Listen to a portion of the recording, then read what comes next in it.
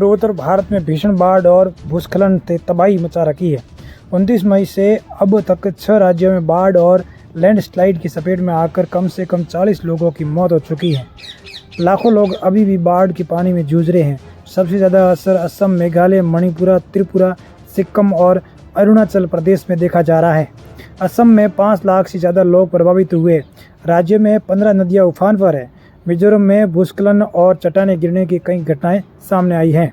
मणिपुर में बाढ़ ने 19,000 से ज़्यादा लोग प्रभावित हैं।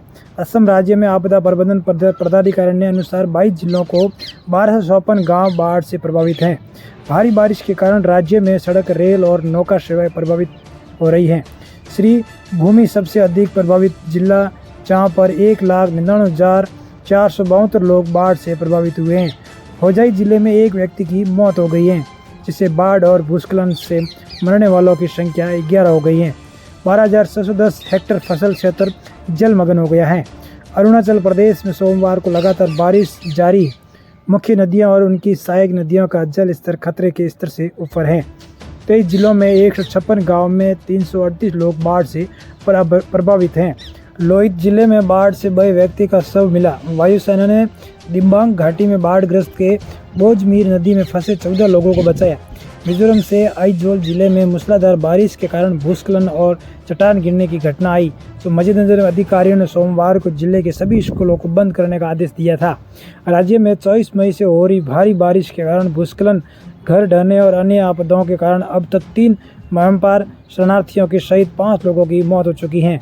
60 घर क्षतिग्रस्त हुए हैं। रविवार तक राज्य में विभिन्न हिस्सों में कुल 211 भूस्खलनों में घटना हुई है।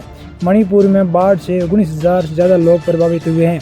पिछले 4 दिनों में लगातार मूसलाधार बारिश के कारण 3,365 घर क्षतिग्रस्त हुए हैं। सेना और असम राइफल्स ने के कर्मियों को इम्फाल पूर्व जिले के लगभग 800 लोगों को बचाया। प्रमुख नदियाँ इम्फाल और इरल उफान पर हैं और कई जगहों पर बांध टूट रहे हैं, जिससे आसपास के इलाकों में पानी भर गया है।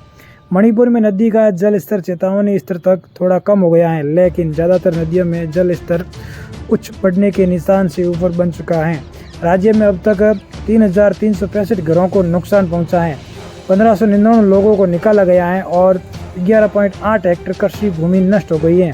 राज्य भर में 47 जगहों पर भूस्खलन हुआ है। हालांकि किसी के मरने या लापता होने की जानकारी अभी तक नहीं मिली है। इस बीच असम और मेघालय के मुख्यमंत्री ने मंगलवार शाम को एक महत्वपूर्ण बैठक पर गुवाहाटी शहर में बाढ़ की समस्या का स्थायी समाधान निकालने पर सहमति जताई थी। फिलहाल के लिए बस इतना नहीं। मिलते हैं अगले एक और वीडियो के लिए।